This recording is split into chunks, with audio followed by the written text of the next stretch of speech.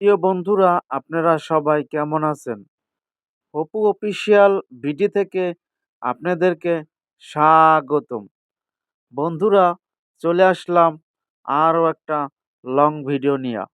তা আজকের ভিডিওতে দেখাবো নদী ভরাট করে অথবা নদী পার ভেঙে গেলে সেই ভাঙল ঠেকানোর জন্য কি পদ্ধতি। তা আমার স্ক্রিনে তো আপনারা দেখতে আছেন এই যে লোয়ার যে হাঁসগুলো, এগুলো দিয়ে আপনার এই পাখাগুলো তৈরি করা হয়।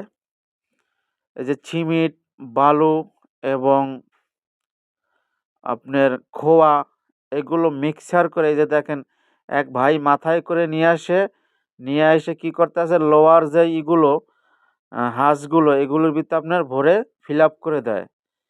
এই যে লাল গেঞ্জি পরা যেই ভাই, এটা কিন্তু ওনার হাতে একটা ইলেকট্রিক মেশিন। এটা শুধু হাওয়া হয়, এই হাওয়া দিয়া মনে করেন আপনার পুরা জিনিসটা ভালোভাবে মনে করেন ভরে নিতে হয়।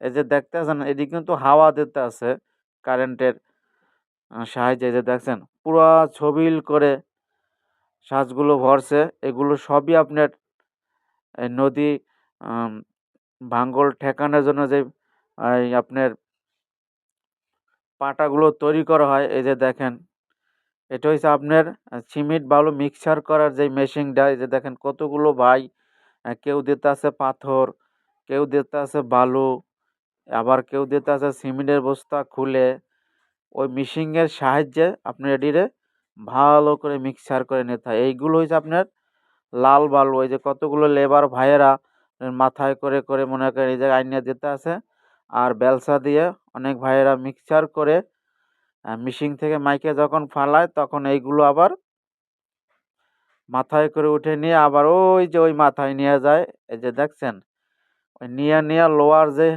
হাঁসগুলো এই হাঁসের ভিতরে ভরে, আর ইলেকট্রিক মেশিন দিয়ে আপনার ভরে নিতে আছে।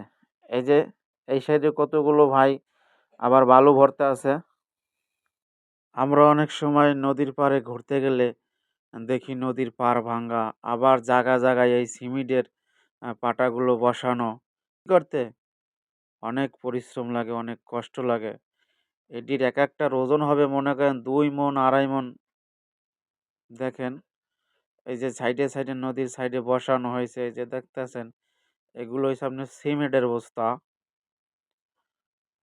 তবে বন্ধুরা, ভিডিওটা এ পর্যন্তই। ভালো লাগলে লাইক কমেন্ট শেয়ার করতে ভুলবেন না। আপনাদের সাথে আমার আবার দেখা হবে নূতন ভিডিওতে, নূতন কোনো জায়গায়। ততক্ষণ সবাই ভালো থাকবেন।